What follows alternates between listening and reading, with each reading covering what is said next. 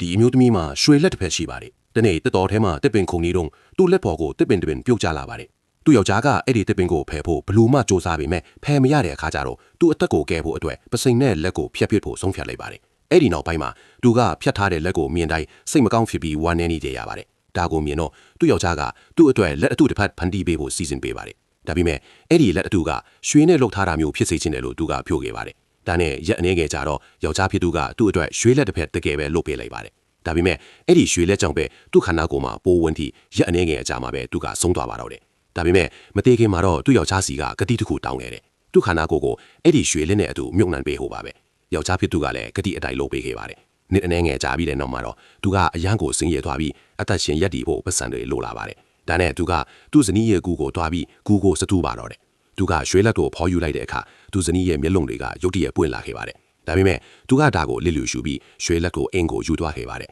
အဲ့ဒီညအတော်ကြတော့သူ့ဇနီးကသူ့ရွှေလက်ကိုပြန်လာယူပါတယ်ကြောက်လန့်တကြားနဲ့ယောက်ျားဖြစ်သူကရွှေလက်ကိုသူ့ဇနီးကိုပြန်ပေးလိုက်တယ်ဒါပေမဲ့လက်ကိုပြန်ရပြီးတိတ်မကြခင်မှာပဲသူ့ကိုထပ်ပစ်လိုက်ပါတော့တယ်